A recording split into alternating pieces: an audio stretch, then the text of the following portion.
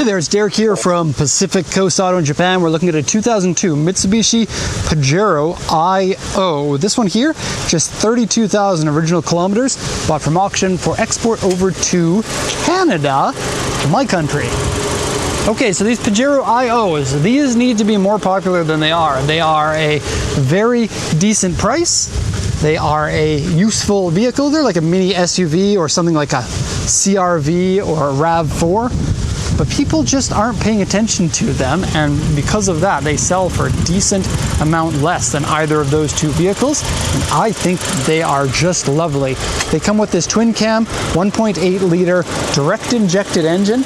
Do be careful of the gas that you're putting in for a direct injected engine, especially an older one, because of the issues with carbon buildup. But, oh, 2000 cc, pardon me, I got that wrong, 2000 cc. Wonder why I thought 1800. I must be losing my marbles. Okay, so this is going to be a post-purchase inspection video. We're going to be shipping it off pretty soon, but first have a look at the condition. Engine rev. Okay, seems quite nice. Let's turn that engine off for the rest of the review. And I would say my impression of the car, exterior and interior, are both very, very nice. It's the benefit of buying a car with only 32,000 kilometers. Let's check that year again, 2002. This is now a very old car, yet 32,000 kilometers. So whoever owned it previously didn't drive all that much. This is broken, by the way, the little clip that holds it in place. So oil checks out, coolant checks out. And take a look at this. It is sand from China season. Everything is mega sandy right now. So in China, there's a desert, and the wind blows over the desert and picks up all the sand and brings it to Japan. And it happens pretty much every year. And so that is what's happening here. Oh, I gotta go ahead and translate this. So it's auction grade 4, interior B, exterior B with 32,320 kilometers. It is known mileage. This is an H77W with power steering, power windows, alloy wheels, airbags, and Navi. Okay, not a lot to say on the report here. The seller only wrote that there's keyless entry and a spare key inside the car. And then the report from the inspector says windshield rock chip, which is never really an issue. I'm looking at it now and I can't really see anything. Okay, interior scratched and dirty, wheels scratched, winter tires, underside surface rust, and headlights are cloudy. And you saw that, they're yellowish. Various scratches and dents, and minor scratches and dents around the car. Let's now take you for a tour around it. And I do like the styling of these. I like how the fenders flare out a little bit, like that body line comes in during the midsection and then flares out in the back section and the front section. Has the rear mount spare tire integrated into the back bumper, which was all the rage back in the early 2000s. Okay. We sold one of these probably about, I don't know, 10 or more years ago, 13 or so years ago, and I didn't know too much about the car, and we got updates on the car every once in a while that said, yep, the car's still running well, and I love it. It has had no headaches. I love to hear that. Want to see us having fun in Japan? Go check out our new channel. Link in the description. Especially if you tell me that 5 years after or 6 or 7 years after.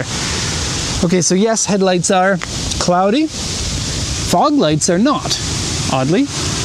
And then some sort of an undercover. Is that plastic? No, metal. A real metal undercover. Good to see. Okay, now you get your fender mirror here. And these are size-wise a little smaller than the CRV and the RAV4, at least the more modern generation. And so fuel efficiency is going to be more of a thing.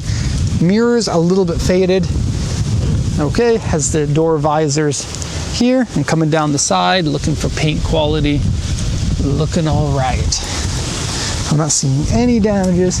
There is a little bit of like, no, it's not even bad. This just needs to be cleaned. Cool, all right, I found a problem. Discoloration in the unpainted plastic. There you go. Only problem on the car that I could find. Not quite. For whatever reason, Mitsubishi's glue for their lettering, yeah, it doesn't last that long. So some of the letters have fallen off there. Okay. Any other damages? This is looking really good. And I think that this vehicle looks wonderful in this pearl white. A little bit of touch-up paint here, here, and here. and right there. And I didn't notice this before, but there's a chrome strip along the edge of the side skirt. And sorry for the wind today. We have a camera with a bigger windsock, but Jacob is using it right now.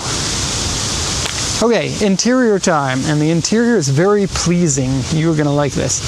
So open up the back, and it opens sideways, just like a RAV4 does.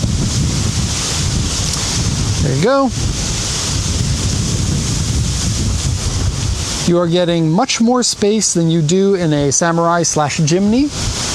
Maybe a little bit less than you do in the CR-V or the RAV4. Those seats do flip forward if you need them to. Okay, on to... Oh, sorry, there's a little storage compartment in here. Let's have a look at that. Storage compartment. And... that doesn't come up. Cigarette lighter adapter and 4 tie-down areas. Okay, now into the next section.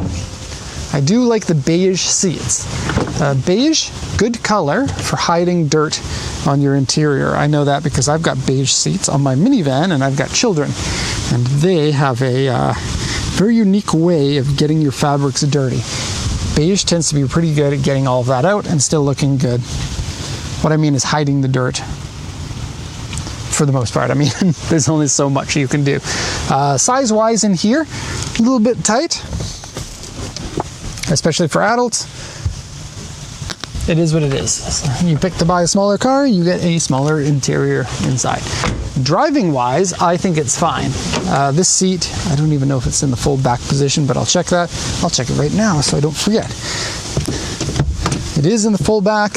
It is plenty big enough. I think that you will be fine up to about 6'4" or so. Mitsubishis tend to be pretty good for space inside.